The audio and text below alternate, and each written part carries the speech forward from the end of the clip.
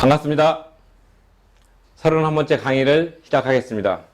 오늘의 주제는 교회 정관의 자치법적 이해입니다. 교회 정관은 지난번부터 누누이 말씀드렸지만 먼저 교회 구성원들이 자치적으로 어떤 활동을 하게 될 때는 일정한 규칙이 필요하게 됩니다.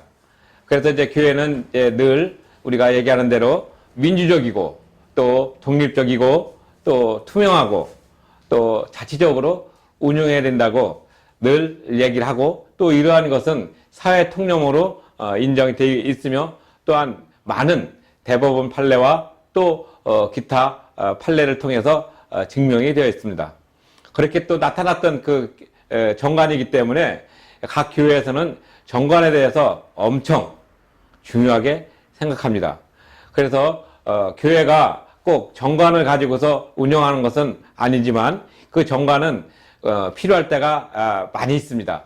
예를 들어서 교회 건축을 할 때, 또는 세무서에 어떤 세금을 납부하게 될 때, 교회 자체가 비법인 사단으로서의 그 법적 성질을 가지고 있기 때문에 비법인 사단으로서 가지는 틀, 그러니까 민법의 그 규정을 먼저 준용을 받고 그 안에서 만들어지게 됩니다.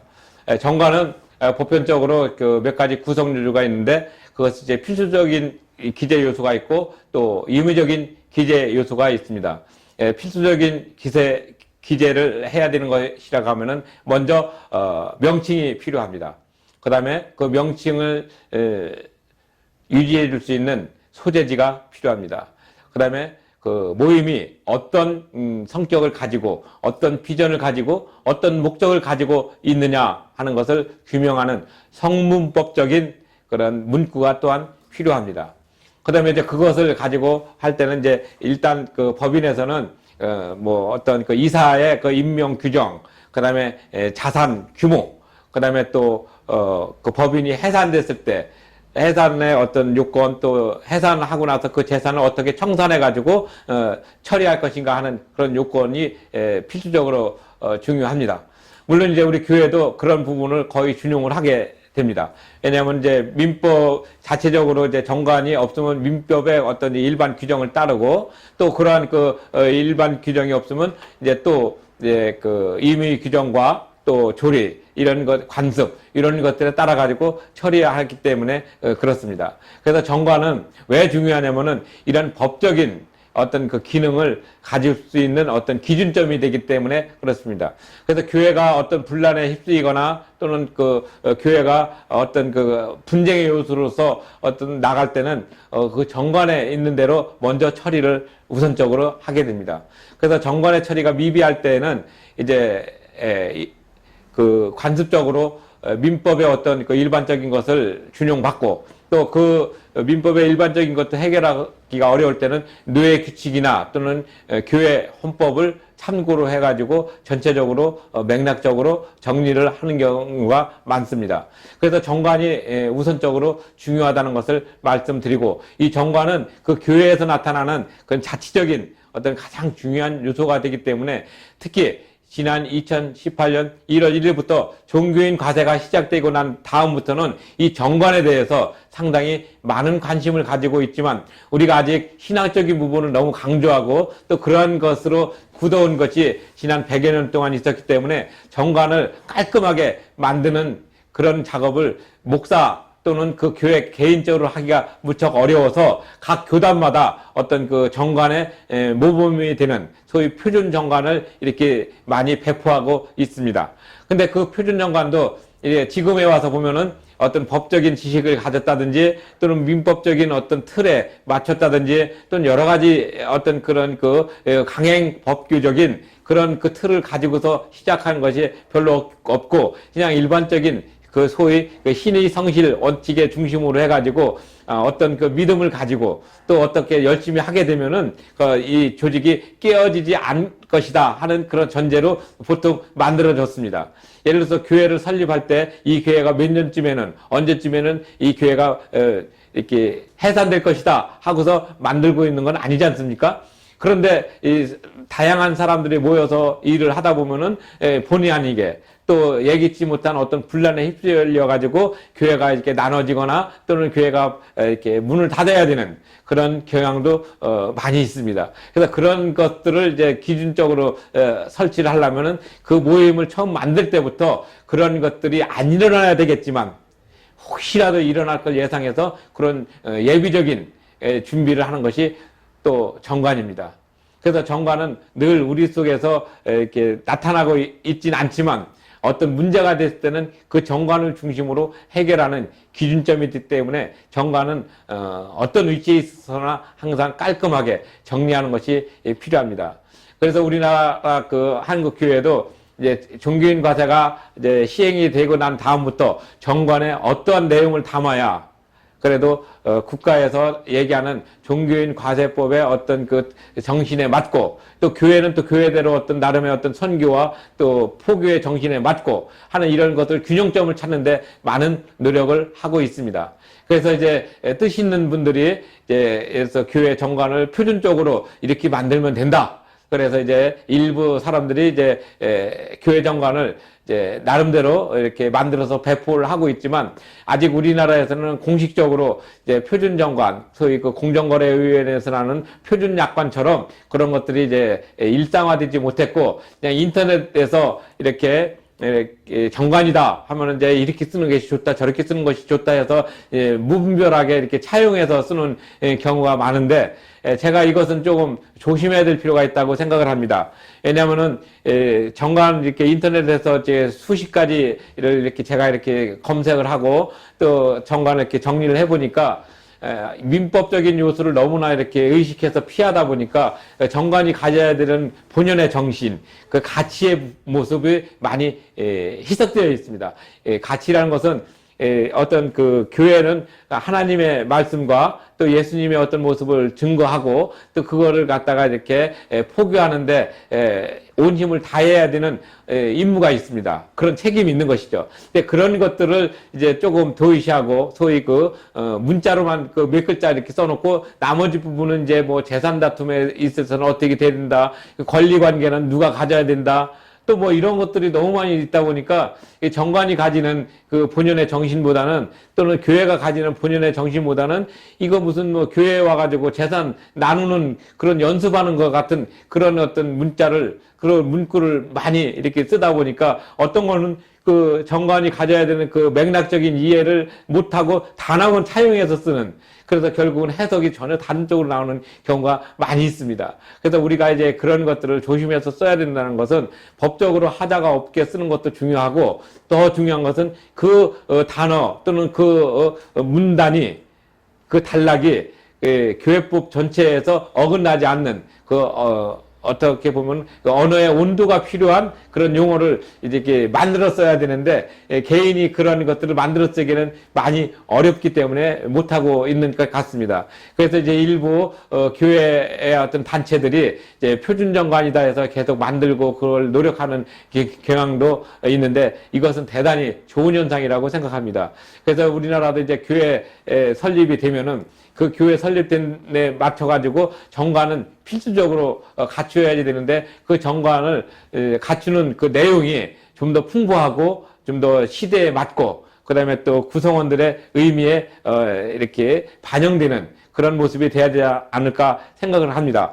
예를 들자면은 교인 수가 예를 들어서 50명 이하가 됐을 때는 정관이 그렇게 크게 필요하지는 않습니다. 그냥 이렇게 하나의 친목회 형태로 나와 있는 그런 모습이 되지만 일단 교회라는 공적인 기관으로 되면은 그게 비법인 사단으로 인정을 받기 때문에 거기에 맞는 정관의 그 옷이 있습니다. 예를 들어서 중학생한테 맞는 옷이 있고 고등학생한테 맞는 옷이 있고 대학생이나 일반 사회인이 맞는 옷이 있듯이 그 구성원들의 그 어떤 그 구성 요소 그 다음에 또 그 규모 또 이런 그 목적 이런 거에 따라서 정관의 방향성이 다 달라집니다. 그래서 정관 세 번째 보면은 그 목적과 비전이라는 단어가 있으면서 그 조항을 해서 우리 교회는 어떤 비전 예를 들어서 전도를 중심으로 하겠다. 어떤 데는 또 성경 공부를 중심으로 하겠다. 또 어떤 때는 예배를 중심으로 하겠다. 물론 이제 전체적으로 보면 이것이 전부 하나로 포함되지만 그 중에서도 특별하게 강조해야 되는 그런 교회가 있어요.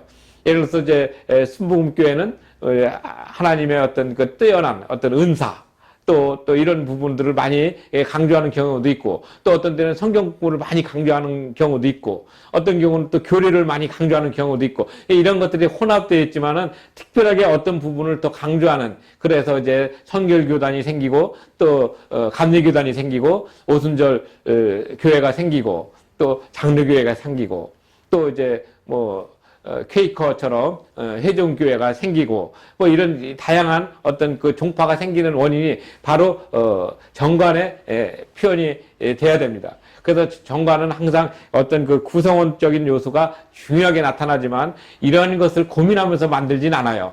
왜냐하면 그렇게 고민할 만큼 어떤 그 법적인 식견이라든지 또는 이제 교회법적인 관점에서 나타나는 흐름을 이해하기는, 개인이 하기에는 많이 힘듭니다. 그래서 이제 그 교단이라든지 또는 어떤 그 단체에서는 상위 단체가 하위 단체한테 어떤 그 틀을 만들어 주면서 전체적인 통일성을 기하려고 노력을 합니다. 그래서 우리나라도 이제 이렇게 교단 헌법이 있고, 그 다음에 노예 규칙이 있고, 지교회 정관이 있어서 하나의 틀을 이렇게 만들게 되고, 특히 우리 그 교회는 이런 것이 이제 어떤 수평적인 어떤 관계가 아니라 수직적인 요소입니다. 그러니까 교단헌법, 그 다음에 노예 규칙, 그 다음에 지교회 정관. 단 지교회 정관이 하위라 할지라도 그 지교회는 어떤 상위 기관의 간섭을 받는 것이 아니라 그 구성원에 의해서 나름대로 자치적인 어떤 활동을 하게 됩니다. 그래서 그 정관은 바로 그런 면에서 자치법적인 요소를 가지게 돼 있고, 또 일반법에서도 이 개교회, 지교회가 움직이는 활동의 모습을 자치법적인 어떤 그 기능을 가졌다고 통용하고 또 그렇게 인정을 하고 있습니다. 물론 이제 이 정관이 또 중요한 이유는 어떤 그 교회에서 불미스러운 사건이 났을 때, 특히 교회 재산 분쟁이 일어났을 때는 이제 우리 교회법에서는 이제 재정에 관한 또는 그 법이 없기 때문에 민법의 준용을 받는다고 하지 않았습니까? 그러니까 거기에서 나타날 때는 사법기관에서 교회 분쟁을 제일 먼저 판단을 내릴 때 들여다보는 것이 바로 그 교회가 어떤 정관을 가지고 있는가. 그 정관을 가지고 있는데 간혹가다 정관에 어떤 상당히 하자가 있는 조문이 있을 때는 그 조문을 삼아가지고 판결을 내리는 게 아니라 그 조문이 그 노예규칙이나 교단헌법에 어느 정도 부합성이 있고 어느 정도 일탈되어 있는가 판단해가지고 정관을 바르게 얘기해주고 있습니다. 또 한 가지는 이게 그런 면에서 정관이 많이 필요하게 되죠. 그래서 항상 우리가 정관하면은 누구나 다 아는 것 같고, 또 정관하면 누구나 다 이렇게 이해하고 있는 것 같지만 실제적으로 정관에 대해서 내용이라든지 그런 것들을 물어볼 때는 거의 특별히 공부한 사람들만 아는 거 아니냐, 또는 교회 목사님이나 장로님이나 또 교회 중직자들만 아는 걸로 생각하고 있는 경향이 많이 있습니다. 근데 우리가 교회 생활을 이렇게 하다 보면은 이 정관에 의해서 다 움직이고 있어요. 한 예를 들면은 12월 말쯤에 우리가 사무총회 또는 공동의회를 하지 않습니까? 이것도 다 정관에 있어요. 그래서 이제 1년에 한 번 정관에 의해 가지고 공동회의를 열을 때 만 18세 이상, 그리고 세대 교인 이상이 참석한다. 이런 어떤 의결을 가진 사람, 그런 의사를 표현할 수 있는 의사 정수소. 어떤 사안은 이제 3분의 2 이상이 필요하고, 어떤 사안은 과반수의 어떤 찬성이 필요하고, 어떤 사안은 3분의 1 정도만 와도 되는 그런 경우도 다 있습니다. 이런 것들은 어떤 사안에 따라서 다 만들어지지만 그런 것들도 다 정관에 이렇게 이미 다 정리가 돼 있어요. 거기에 맞춰서 하는 것입니다. 그 다음에 또 재직기 같은 경우는 또 어떻습니까? 어떤 일을 행하는 데 있어서, 어떤 행사를 하는 데 있어서 예산은 얼마가 있었고 또 지출은 얼마가 됐다. 그럼 생각보다 지출이 많으면은 예비비에서 이렇게 충당할 수 있도록 이런 것도 이렇게 정관에 기록을 해놓고, 또 만약에 남으면은 또 다른 부서로 이월을 한다든지 또는 예비비로 다시 이월해서 축적하고 있다가 다음에 어떤 행사를 할 때 쓸 수 있다든지, 또는 어떤 행사는 계획은 했었지만은 사정에 의해서 계획이 없으면은 그 예산 남으면은 어디다 둔다든지 하는 이런 것들이 규정이 다 있어요. 예전에는 그게 지금 말씀대로 50명 이하가 되면은 보편적으로 그런 것들이 없어도 어느 정도 다 이렇게 인지를 하고 있는 상태니까 괜찮지만은 뭐 한 500명이나 1000명 이렇게 되면은 한 사람이 그 500명을 다 할 수 있는 건 아니지 않습니까? 그러니까 이제 그 어떤 회를 중심으로 자치회라고 하는데 뭐 예를 들어서 재직회에서도 뭐 남선교회 중심 또는 여선교회 중심 또 청년회 중심 뭐 또 중고등부 중심 이렇게 가지고 다 나눠줘서 예산 따지고 하는 이런 모든 행사가 다 정관에 기록이 돼 있어요. 그래서 다 그런 것들을 법률적으로 소위 그 교회 내부적인 법률적으로 있기 때문에 활동하는 데 있어서도 근거를 가질 수 있고 또 거기에 대한 정당성을 가지게 되는 것이죠. 근데 이런 것들은 다 정관에 이렇게 표현이 되어 있는데 우리가 이제 그런 것들을 하지 않고 적당히 이렇게 덕스럽게 또는 이제 은혜스럽게 넘어간다는 명목으로 이렇게 뭉뚱그려서 하다 보면은 나중에 그 어떤 기준이 없다 보면은 이게 과연 이쪽으로 항목이 들어가야 될지 이쪽으로 들어가야 될지 서로 이렇게 혼돈이어 가지고 이제 효율적으로 쓰이지 못하고 낭비되는 요소가 많이 있습니다. 이런 것들도 이제 정관에 다 이렇게 기록이 되고 그 정관에서는 전체적인 것을 기록을 하고 그 정관을 이제 의임을 받아가지고 이제 그 실행 규칙이라든지 또는 시행 규칙을 만들어서 세밀하게 구성을 하게 되는 것이죠. 그리고 또 이제 우리가 이제 50명 이하 있을 때는 보편적으로 이렇게 정관이 그렇게 많이 통용되지 않지만 이제는 이제 50명 넘어서 이제 100명, 150명 돼서 이제 당회가 구성되고 이제 자립교회 또는 조직교회로 가게 될 때는 이제 어떤 현상이 일어나느냐. 이 정관에 의해 가지고 움직이지 않으면은 이 모임 자체가 흘러가지 않는 그런 현상이 일어날 수도 있어요. 그래서 교회 건축을 해야 되는데 재정이 부족하다. 그러면은 이제 어떤 금융기관에서 대출을 받으려고 하면은 그 금융기관에서 보증해 줄 수 있는 것은 사람을 보증해 주는 게 아니라 그 정관에 의해 가지고 교회가 어느 정도 규모가 있으며 또 어떻게 활동하고 있으며 또 어느 정도의 비전과 발전성 내가 이 돈을 빌려줬을 때 대출해 줬을 때 언제쯤이면 받을 수 있을 것이다 하는 것을 겉으로 표현하고 또 판단하는 기준이 바로 정관입니다. 정관이 필요한 것이고 또 중요한 것이 있지 않습니까? 세무 당국에서 이렇게 세금을 먹일 때 이 정관에 의해 가지고 여기는 선교를 위한 예배당이고 선교를 위한 교육관이구나. 그럼 여기는 이제 과세를 안 하죠. 그러나 뭐 같은 교회에 있다 하더라도 뭐 목사님 사택이라든지 또는 부목사 사택이라든지 또는 이제 선교기관이라도 유치원이라든지 하는 다른 쪽으로 가서 영리를 취한다든지 해서 하는 부분은 선교하고 이 어떤 그 경중을 따져서 선교의 목적과 부합되지 않게 되면 독립적으로 나타나서 거기에는 새로운 어떤 세금을 과세하게 되는 근거가 되는 것입니다. 그래서 정관이 왜 중요하냐면 바로 그런 부분들을 정확하게 구분할 수 있는 경계선이 됩니다.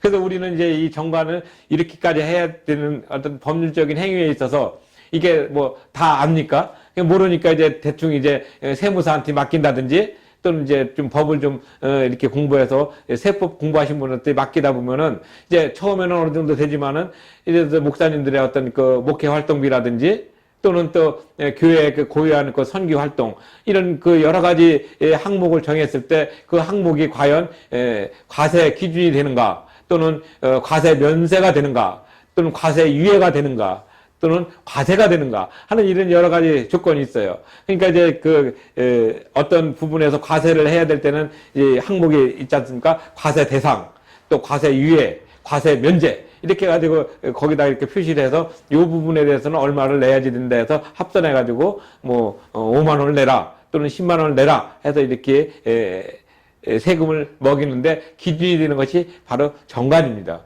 그래서 정관이 중요한데 우리 이제 한국교회 목사님들은 대부분 정관의 어떤 중요성보다는 하나의 그 형식 요건으로 갖춰놨기 때문에 이제 목사가 개인적으로 아이디어로 만드는 정관 또 교단에서 줬지만 교단이 작거나 또는 그 교단이 어떤 부분에 대해서 그런 부분을 제대로 안 한 데에서는 또 이렇게 줘도 또 미비되는 부분이 없지 않아 있어요. 그래서 그런 것들이 인해 가지고 이렇게 야기되는 어떤 문제점을 보완하기 위해서 이제 표준 정관 또는 그런 이름으로 이제 정관을 이제 어느 정도 표준화시킬 수 있도록 노력을 하고 있는 그런 현실입니다.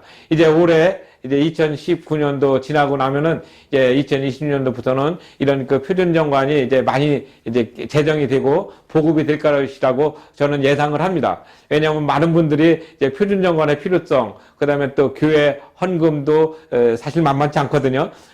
나는 적게 낸다 할지라도 전체 한 700만 명 내지 800만 명 되는 성도들이 내는 어떤 헌금. 그럼 뭐 우리만 있습니까? 불교도 그렇게 되고 천주교도 그렇게 되고 이 여러 그 종파들이 내는 모든 헌금도 이제는 그 과세가 되는 부분이 있고 안 되는 부분이 있어요. 왜냐하면 이제 헌금을 우리가 냈을 때는 교회에다 냈을 때는 우리가 그 기부금 영수증을 받지 않습니까? 그럼 그 기부금 영수증 받으면 이제 세무서에 어떤 소득을 신고할 때는 기부금은 또 몇 퍼센트는 면제를 하고 또 몇 퍼센트는 또 기부금에 대해서 또 어떤 부분은 이제 기관이 정통적으로 나타났던 기관이 아니면은 기부금으로 인정을 못 받고 이제 개인이 그 소비한 그런 것으로 인정을 받는 그런 부분도 있지 않습니까? 그래서 이런 여러 가지 그 복잡한 어떤 모습들을 볼 때는 정관이라는 부분이 그런 것들을 가림막으로 울타리를 쳐주고 있기 때문에 중요한 것입니다. 그래서 이제 지난 2018년부터 종교인 과제가 됐지만은 그런 것들을 좀 더 보완하고 좀 더 완성도 높은 어떤 모습으로 가려면은 이제 정관 자체가 그만큼 이제 정밀해지고 또 세밀해져야 될 필요성가 있고 또 그러한 것들을 알기 때문에 많은 분들이 정관에 대해서 세법적인 연구, 그다음에 민사법적인 연구, 그다음에 교회 분쟁 시에 어떤 사례, 이게 주로 이제 판례를 중심으로 그 사례를 분석해가지고 이렇게 만들어야 되겠구나. 그래서 처음에 제가 말씀드린 대로 정관을 만들 때는 가치적인 부분도 상당히 중요하게 생각하는 그런 정관이 만들어야 된다고 말씀을 드렸습니다. 근데 이런 부분들을 여러 가지 따지다 보면은 정관을 만들기가 좀 이렇게 까다롭죠. 왜냐면은 이것도 충족시켜야 되고 이런 점도 충족시켜야 되는데 이 충족시키는 길이 많지 않거든요. 그때는 이제 하나의 그 기준을 만들어 놓고 그 부분을 이제 시행세칙이나 시행규칙 또는 시행령으로 해가지고 새롭게 그 부분을 보완해가지고 전체적인 완성도를 높이는 것이죠. 그러니까 이제 퍼즐로 따지면 큰 그림을 그리고 작은 부분을 세세하게 정리해서 채우는 것과 마찬가지입니다. 헌법도 마찬가지 아니겠습니까? 헌법이라는 것이 있으면 헌법이 모든 것을 다 이렇게 함의한다고 하지만은 구체적인 것은 또 법률로 이렇게 헌법의 위임을 받아가지고 만들고 법률도 만들어지더라도 또 다양한 어떤 부분이 필요해요. 대통령으로서 어떤 부분을 만들 때는 대통령령으로 또 각부 장관들이 또 소신껏 일할 수 있도록 만드는 것은 또 부령으로 또 이제 각 또 지방자치단체에서 만들 때는 조례로 또 간혹가다 또 어떤 관습적인 어떤 부분이 있을 때는 관습법적으로 또는 이제 조리로 이런 여러 가지 그 다양한 어떤 그 법적인 용어를 가지고서 하나의 완성된 그림을 만들듯이 우리 정관도 마찬가지죠. 그래서 교회 내에서 일어나는 모든 것들의 그 아주 중요한 책임적인 것은 이제 정관을 중심으로 구성되어 있습니다. 그래서 이 책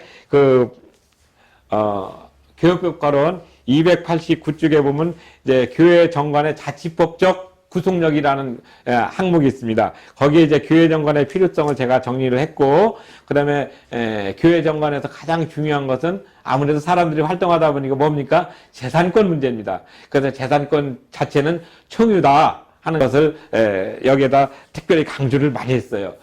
한 예를 들어 가지고 교회 이렇게 이제 중직자들, 이렇게 예를 들어서 장로님이나 권사님 몇 분들이 이제 합의를 해가지고, 이 교회가 처음에 할 때는 한 5억밖에 안 됐어. 근데 지금 이제 물가가 오르고 한 20년 정도 되니까 이 교회 가치가 한 50억씩 됐네. 그러니까 이 교회 50억 됐으니까 우리가 좀 이렇게 해서 팔아가지고 우리가 n분의 1로 나눠 갖자.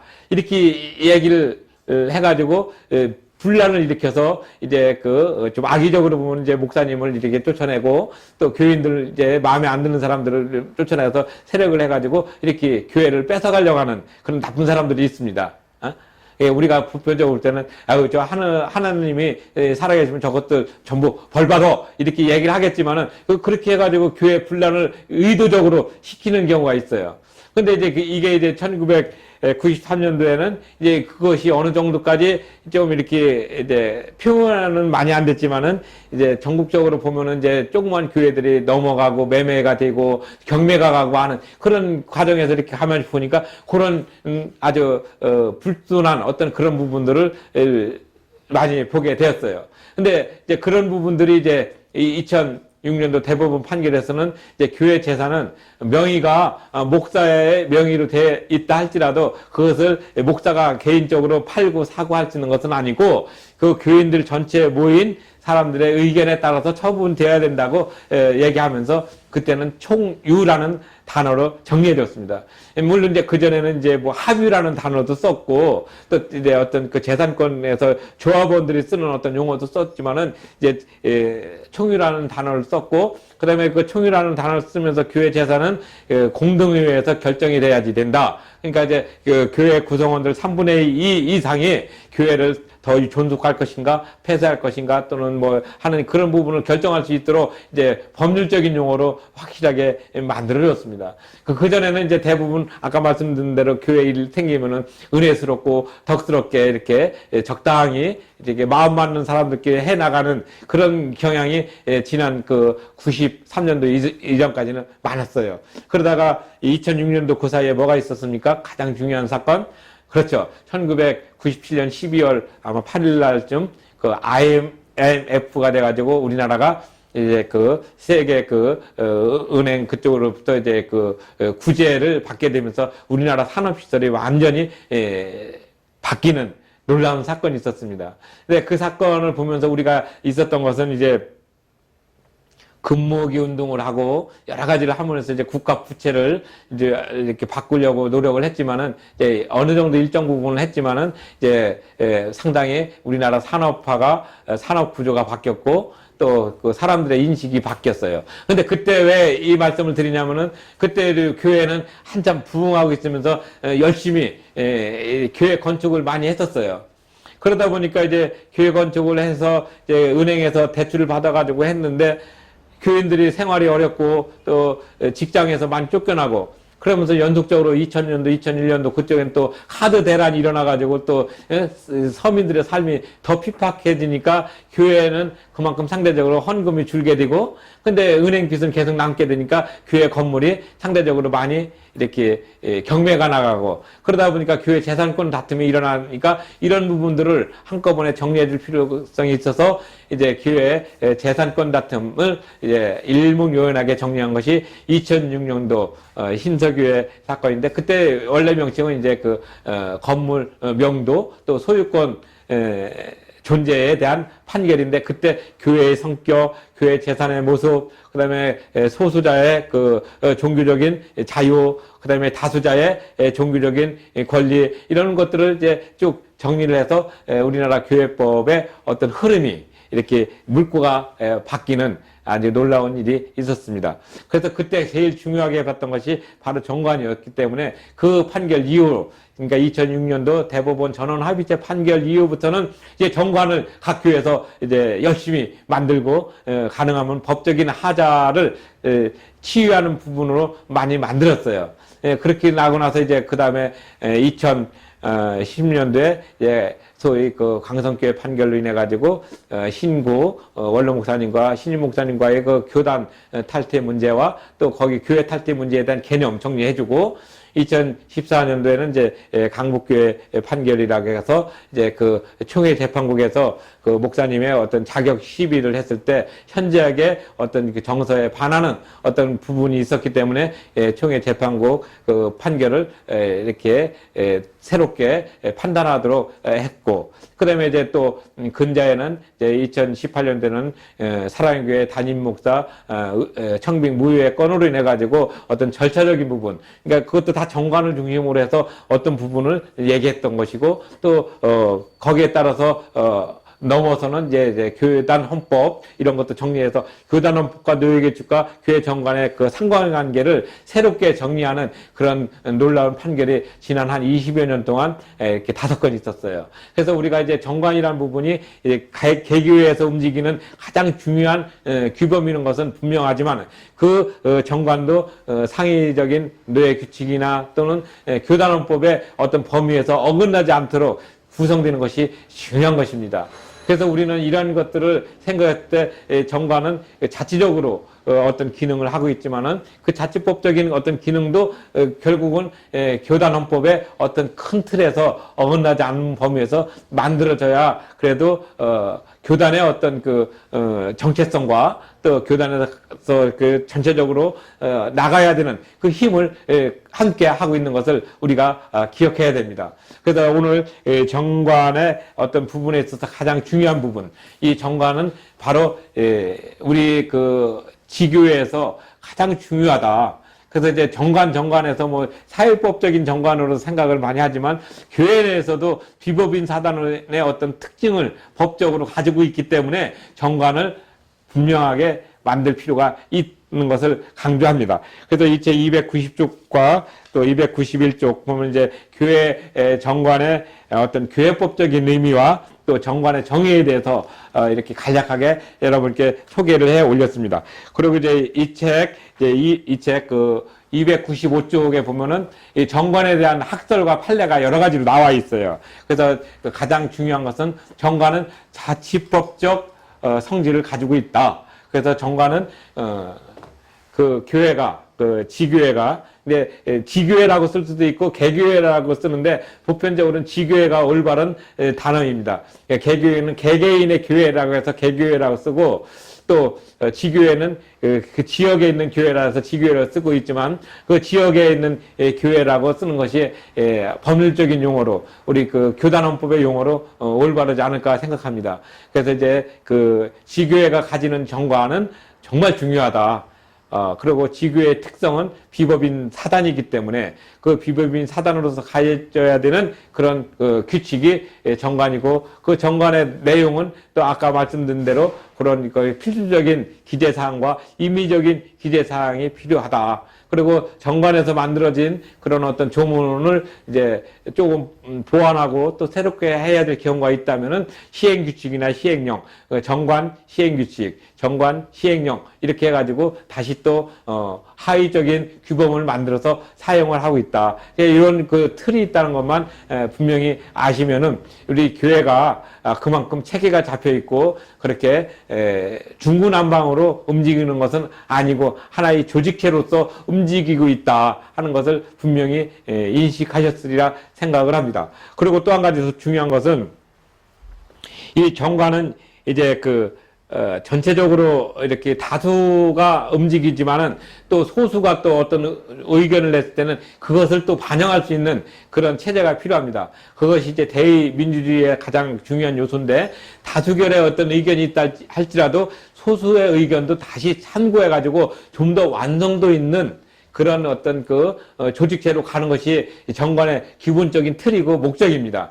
근데 대부분 우리는 이제 어떻게 익숙한 생활을 해왔냐면은 다수가 따르면 소수는 상당히 무시되거나 또는 사장되는 그런 경향이 많이 있습니다. 그러나 교회는 그렇지 않습니다. 다수가 있다고 해서 소수를 무시하거나 또 소수가 너무 또 이렇게 고집피고 그러지는 않지 않습니까? 그러니까 다수로 움직여서 나가되 소수의 의견도 존중해서 함께 이렇게 어깨동무하고 가는 그런 모습이 필요합니다. 정관도 그런 관점에서 해석되고 응용되어야 되는 것이지 정관에 있는 것이 그런 부분을 간과한다면은 정관으로서는 반쪽짜리 정관밖에 되지 않습니다. 그러니까 어떤 분쟁이나 어떤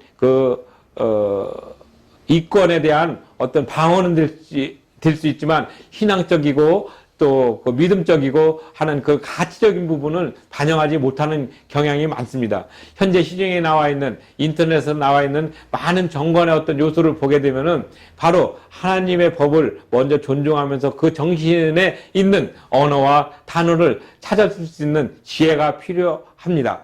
그리고 또 그런 것들을 이제 어떤 사람들은 이제 언어의 온도라고 표현하기도 합니다. 물론 중요한 얘기죠. 그러니까 그 어떤 것이든지 간에 정관에서 규정이 됐다 할지라도 그 정관의 규정이 곧 하나님의 법을 향해서 가고 있는 어떤 구체적인 틀로서 나타나는 것을 우리가 이해를 할 필요가 있어요. 우리가 처음에 교단 헌법을 배울 때, 어떤 원리를 배울 때 교회의 자유, 또 양심의 자유를 먼저 배우지 않았습니까? 그 양심의 그 주체자가 누구라겠어요? 바로 하나님이시고 하나님이 우리에게 주신 양심 또 그 자유의지 거기에 따라 가지고 나타나고 그것이 존중이 될 때 그런 양심을 가진 사람들이 모여서 이제 교회를 이루게 될 때 교회 자체의 어떤 양심이 필요하다고 얘기하고 그것을 교회의 자기 이해라고 표현도 했습니다. 마찬가지 정관도 그런 맥락적인 것을 먼저 생각해야지 지나치게 민법적인 요소라든지 또는 사단적인 비법인 사단적인 요소를 가지고 적용하려고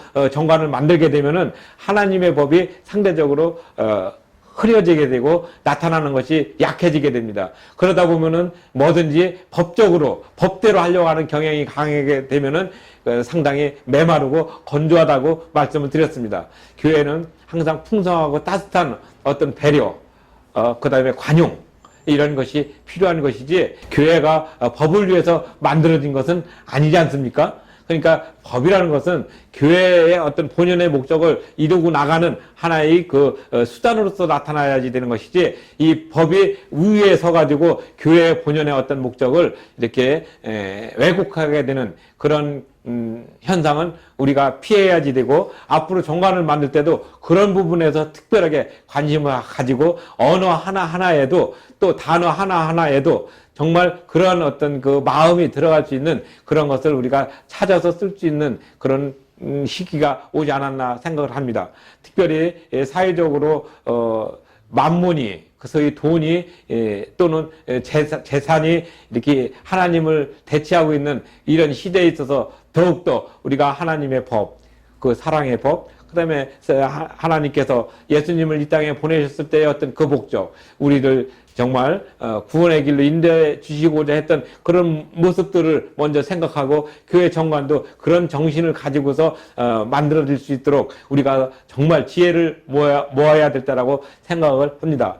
물론 이제 제가 이제 어떤 그 법학에 관계된 학회라든지 또는 세미나라든지 또는 그런 그 공청회를 가게 되면은 지나치게 교회가 민법적인 요소를 강조를 하다 보니까 이제 그 교회가 가지는 가치 이런 부분들을 좀 소홀히하는 것을 많이 느끼고 있습니다. 그래서 우리가 앞으로 정관을 이 어떤 그 해석하고 또 이해할 때는 바로 그런 그 가치적인 부분을 먼저 생각하고 가치적인 부분의 틀 속에서 실천적인 그런 부분을 우리가 고민해야 된다는 것을 거듭 강조합니다. 그래서 우리가 정관은 자치법적인 어떤 기능을 가지고 있고 그 교회의 어떤 그 문제라든지 교회의 어떤 운영이라든지 또는 교회를 관리하는 가장 기본적인 틀로서 기능하고 있다 하는 것을 염두에 두시고 항상 교회 활동이라든지 할 때는 그 정관에 대한 중요한 이해는 먼저 하고 거기에 따라서 우리가 활동을 한다면은 그러니까 이제 사회적으로 지탄받지 않는 교회의 그 어떤 그 깔끔하고 아주 멋있는 모습으로 표현되지 않을까. 그러므로 인해서 나타나는 예수 그리스도의 어떤 그 사랑과 그 정신이 우리를 통해서 이 땅에 전파되는 그런 놀라운 모습이 있기를 항상 기대하며 오늘 정관의 자치법적인 요소에 대해서 말씀을 드렸습니다. 감사합니다.